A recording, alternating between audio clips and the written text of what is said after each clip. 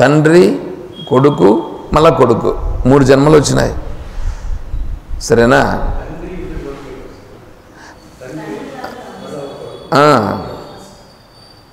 అప్పుడు 3 జన్మల. కాబట్టి సంప్రదాయం అనేది ఇట్లా కొనసాగాలి. ఇప్పుడు మీరు అడిగింది ఏంటి? ఒకవేళ పుత్రుడు లేకపోతే ఎట్లా?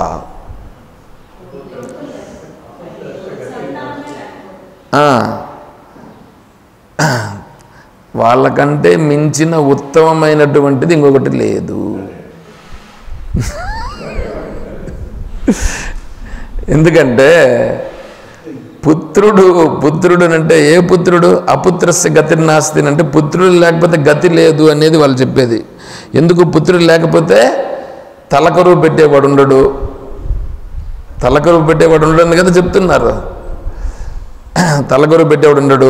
తర్వాత చేయాల్సినటువంటి పిండ కార్యక్రమాలన్నీ చేయాల్సిన వాడు కర్త ఉండడు. ఆ కర్త లేడు కాబట్టి వీడికి తర్వాత అంటే పితృలోకానికి పోయిన తర్వాత వీడికి జరగాల్సినవన్నీ సక్రంగా ఉండవనే ఉద్దేశం చేత అపుత్రస్య గతిర్నాస్తి అని అంటారు.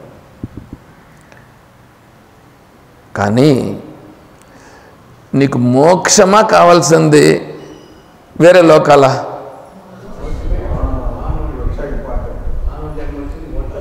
మోక్షం కదా. కాబట్టి నీకు కావలసినది జ్ఞానపుత్రుడు కావాలి. జ్ఞానపుత్రుడు అంటే కొడుకని కాదు. ఇప్పుడు నువ్వు ఉన్నావు కదా, మనకు అజ్ఞానం అనేది సంతానం ఉంది. అజ్ఞానం అనే సంతానం ఉందా లేదా? కామ, క్రోధ అవన్నీ ఉన్నాయి కదా. ఇవన్నీ ఏంటివే? మన సంతానం. ఇక్కడ కూడా మనం ప్రార్థిస్తున్నాం కదా.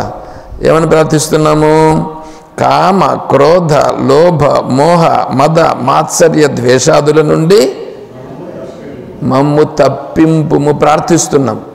అంటే ఈ సంతానం మా దగ్గర ఉంది. ఈ సంతానం మా దగ్గర ఉందా లేదా? ఇది ఉంది. దీని నుంచి వారగబెట్టి మాకేమి ఇవ్వాలా? మాకేం కావాలా? దైవీ సంపదతో మా హృదయములను నింపుము. దైవీ సంపదతో మా హృదయములను నింపుము. నీ మధ్యలో పెట్టినాను స్వామీజీ చెప్పినటువంటిది కూడా. సద్గుణ ప్రాప్తిరేవ విన్నారు ఎప్పుడన్నా? సద్గుణ ప్రాప్తిరేవ భగవత్ ప్రాప్తి. స్వామీజీ చెప్పినటువంటిది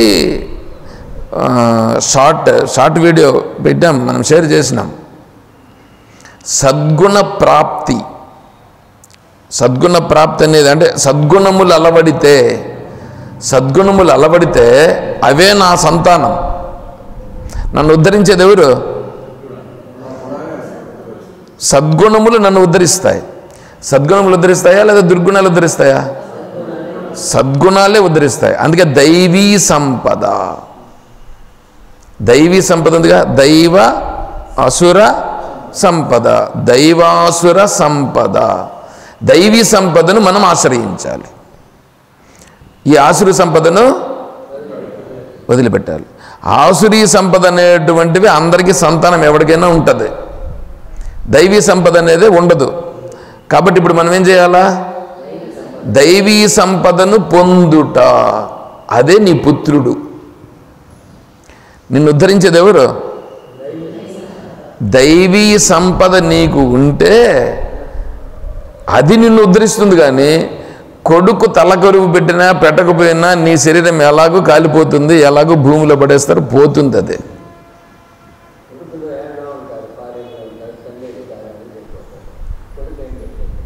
అర్థమైనా? ఇప్పుడు ఏ కొడుకును కనాలి? దైవీ సంపద అనే పుత్రుణ్ణి కంటే వాడేమవుతాడు? వాడు ఉద్ధరింపబడతాడు. ఈ దైవీ సంపద అనే పుత్రుడు లేకపోతే అపుత్రస్య, ఈ పుత్రుడు లేడు, వాడికి గతి. వాడు ఉద్ధరింపబడతాడా? వాడు ఉద్ధరింపబడ్డు. అట్లా చెప్పినారు కానీ ఆ దృష్టితో చెప్పినటువంటిదే అక్కడ. కానీ వీళ్ళు ఏం చేశారు? అపుత్రస్య గతిర్నాస్తిని, ఒక ఆమెకు ఆడపిల్లలు పుట్టినారని ఇంకొక ఆమెను చేసుకుంటాడు. ఇంకొక ఆమెను చేసుకుంటాడు, అందరికీ ఆడపిల్ల పుడుతుంటారు, ఈడు మగ ఇంక వద్దులే.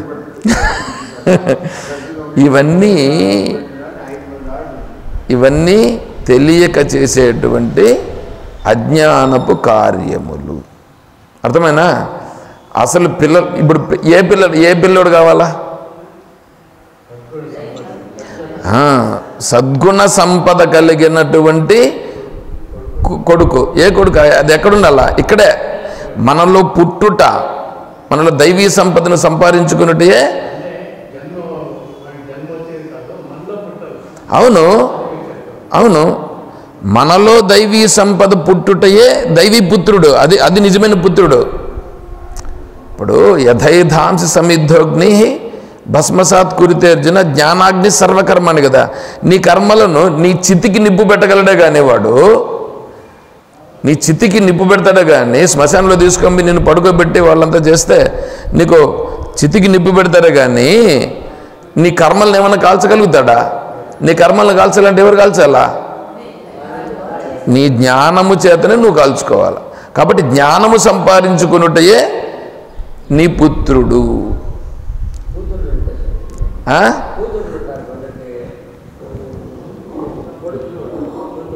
అవసరం లేదు. అసలు కూతురు కొడుకులతోనే పని లేదని అంటున్నాం కదా ఇప్పుడు ఇక్కడ. అది ఎవరు పెడతారో మనకు అవసరం లేదు. శరీరం పోయిన తర్వాత నాకేం పని?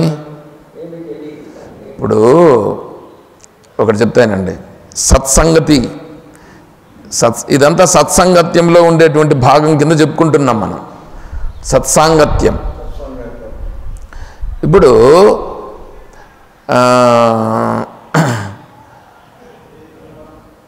ఘటద్రష్టాత్ ఘటాద్ భిన్న అంటే కుండను చూచేవాడు కుండ అవుతాడా? కుండను చూచేవాడు కుండ కంటే వేరవుతాడు. కుండను చూసేవాడు కుండ కంటే వేరు కదా. ఇప్పుడు ఒక మానవుల గుంపు ఉంది. ఈ మానవుల గుంపు ఉందే, వాళ్ళను చూస్తున్నాడు ఒకడు. మానవుల గుంపును చూసేటువంటి వాడు ఆ మానవుల గుంపులో ఒకడు అవుతాడా? కదా. గుంపు వేరే, చూచేవాడు వేరే. ఇప్పుడు ఈ శరీరము నువ్వా, శరీరమును చూచేవాడవా? నువ్వు శరీరమును చూచేవాడు కదా నువ్వు. శరీరమును చూచే నేనైనప్పుడు శరీరము నేనవుతానా? శరీరం నేను కాదు కదా. ఇప్పుడు ఇది ఎప్పుడు చూడాలా?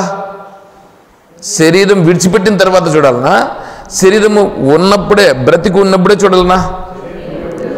శరీరం ఉన్నప్పుడు ఈ శరీరము నేను కాదు అని కుండను నేను చూచినట్లుగా, ఈ మానవుల గుంపును ఎదురుగా చూచినట్లుగా ఈ శరీరము నేను కాదని శరీరమును దూరముగా ఉన్నట్లుగా చూడగలగాలి. ఆ శరీరానికి జరిగేటివన్నీ కూడా నాకు జరుగుతున్నవా? అది శరీరానికి జరుగుతూ ఉన్నాయి.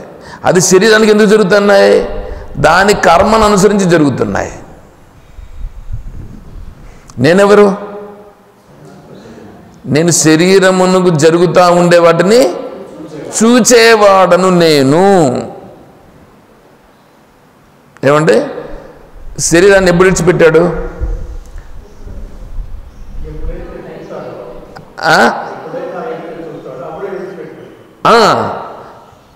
శక్నోతి హైవ యశోఢుం ప్రాక్ శరీర విమోక్షణాత్. శరీర విమోక్షణాత్ ప్రాక్ అంటే శరీరమును మోక్షణము విడిచిపెట్టుట. శరీరమును విడిచిపెట్టుటకు ముందే చూడాలి. ఇది 5వ అధ్యాయం పారాయణం చేశాం కదా. ఇప్పుడు కూడా 5వ అధ్యాయం శ్లోకం ఇది. శక్నోతి, ఎవడైతే దీనిని ఈ స్థితిలో స్పష్టంగా హైవయస్సోఢం స్పష్టమవుతాడో, శక్నోతి హైవయస్సోఢం ప్రాక్ శరీర విమోక్షణాత్ కామ క్రోధ ఉద్భవం వేగం. ఈ కామక్రోధోద్భవాలన్నీ ఉద్భవం అవుతూ ఉంటాయి కదా, వీటన్నింటినీ కూడా దూరం పెట్టేసేసి తను చూడగలుగుతూ ఉన్నాడు. స యుక్త, వాడు యుక్తుడు.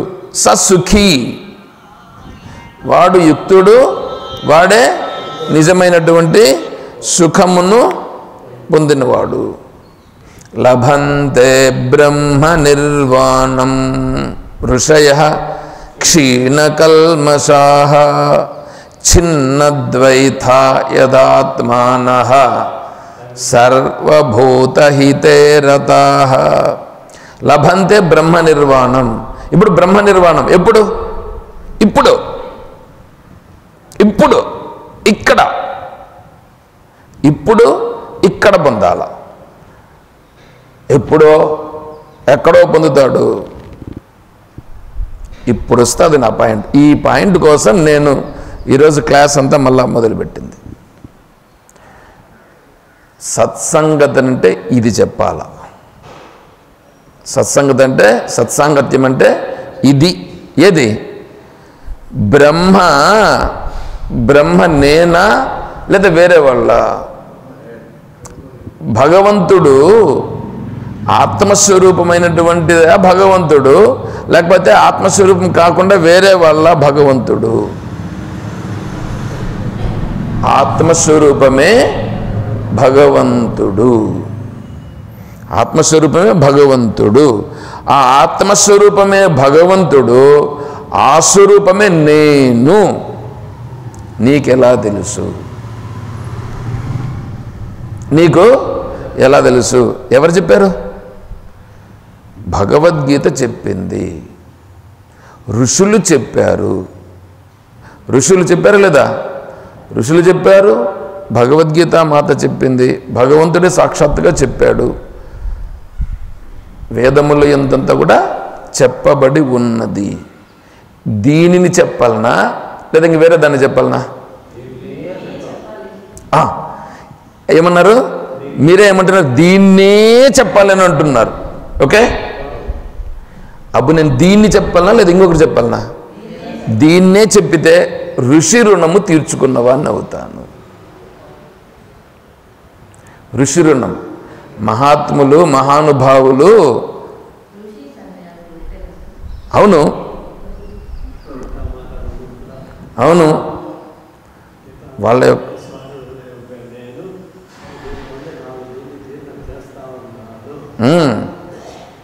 అది చెప్పాలి కానీ వేరే వాళ్ళని ఏదో ప్రసన్నం చేసుకునేదానికి లేదా వేరే వాళ్ళ కోసమనో నేను చెప్పకూడదు. వేరే వాళ్ళ గురించి నేను వేరే వాళ్ళకి చెప్పాలి, నేను తెలుసుకోవాలి, నేను కూడా వేరే వాళ్ళకు కూడా ఇదే చెప్పాలి. ఎందుకు?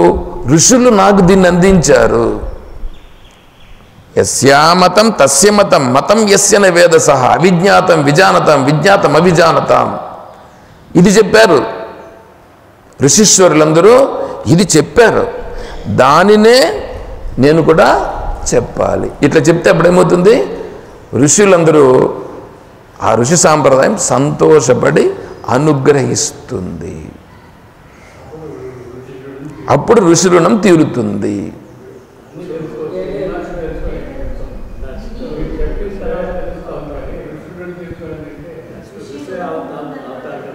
నెక్స్ట్ కాదు,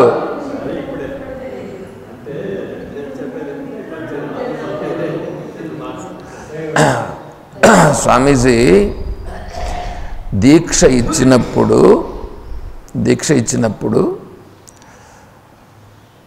ఎవ్వరికీ నమస్కారం చేయాల్సిన అవసరం లేదు. ఎందుకు? నువ్వే ఆత్మస్వరూపం అయిపోయినావు. ఇప్పుడు అన్నీ విడిచిపెట్టేసావుగా, అన్నీ అయిపోయింది. ఇంకెవరికి నమస్కారం చేసేది లేదు, ఇంక వేరే ఏమీ లేదు. జపము లేదు, ధ్యానము లేదు, తపస్సు లేదు, ఇంక వేరే ఏమీ లేదు. బ్రాహ్మీ స్థితిలో ఉండుటయే.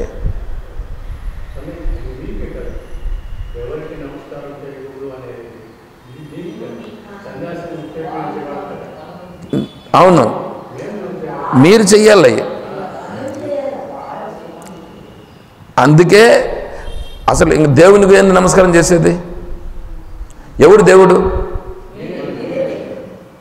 మీరే కాదు, నేను అనండి.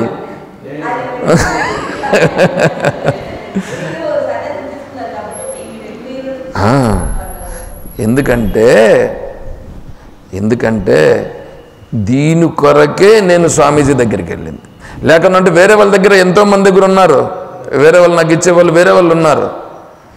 వేరే సాంప్రదాయంలో ఈ మాట ఉండదు, ఈ మాట ఉండదు, ఈ యోగ్యతను వాళ్ళు చెప్పరు.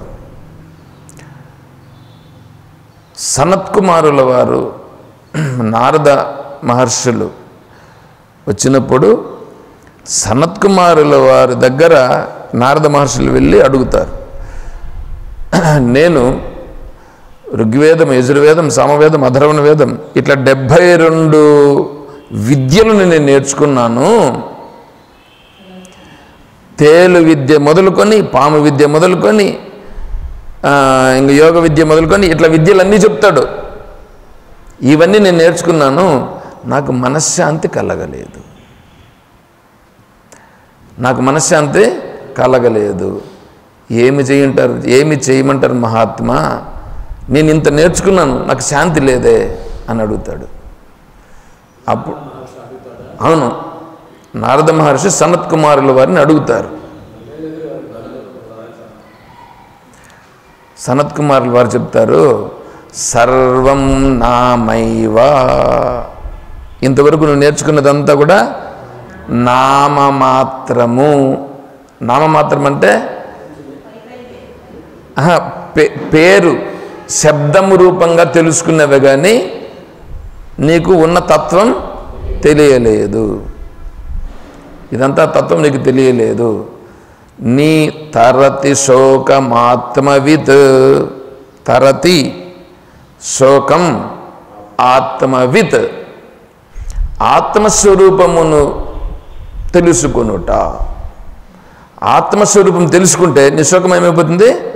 దాటేస్తావు. తరతి అంటే తరించిపోతావు. దేంట్లో నుంచి? దుఃఖము నుండి తరతి శోకం. ఇప్పుడు ఎందుకు వచ్చాడు సనత్కుమారుల వారి దగ్గరికి? ఎందుకు వచ్చాడు? దుఃఖంగా ఉందని కదా వచ్చాడు. ఆ దుఃఖం ఇప్పుడు తరించిపోతావు. ఎప్పుడు? ఆత్మవిత్. ఇంతే ఉపదేశం. ఈయన చెప్పింది ఎంతో చెప్పుకొని వచ్చాడు. ఇప్పుడు చెప్పింది ఎంత? తరతి శోకం ఆత్మవిత్. అయిపోయింది ఉపదేశం. ఆత్మస్వరూపమును తెలుసుకుంటే నీవు దుఃఖమును దాటివేస్తావు. సరేనా? ఆ ఆత్మతత్వమును నాకు చెప్పండి అన్నాడు. కూర్చో అని ఆత్మతత్వాన్ని విశదీకరిస్తారు. సరేనా? అంటే ఇప్పుడు మనం తెలుసుకోవాల్సింది ఏమిటి? ఆత్మతత్వమును తెలుసుకొనుట. తర్వాత ఆత్మతత్వమును తెలుసుకుంటే ఆత్మస్వరూప స్థితిగా నిలిచిపోతాడు. ఏది ఆత్మస్వరూపం తెలియాలిగా నీకు, తెలియాలి కదా. ఇప్పుడు నువ్వు నిద్రలో ఉన్నావు, నిద్రలో ఉండేది ఆత్మస్వరూపమే, కానీ నీకు నిద్రలో ఉండేది ఆత్మస్వరూపం నీకు తెలియట్లేదుగా. అదేవిధంగా ఇప్పుడు మేల్కొని ఉన్నావు, ఇప్పుడు మేల్కొని ఉన్నప్పుడు నువ్వు ఆత్మస్వరూపమేగా, కానీ నీకు తెలియట్లేదుగా. అది నువ్వు ఎట్లా ఆత్మస్వరూపం నీకు తెలియాలి. ఆకారం కాదది, ఆకారం కాదది. దాన్ని చెప్పడం కోసం అట్లా చెప్తారు అంతే. అర్థమైందా? తర్వాత జనక చక్రవర్తి, జనక మహర్షి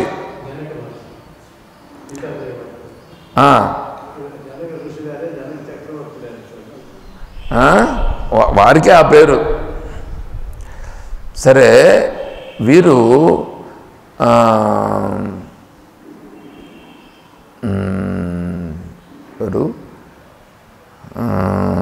అష్టావక్ర మహర్షుల వారి దగ్గరికి వెళ్తారు.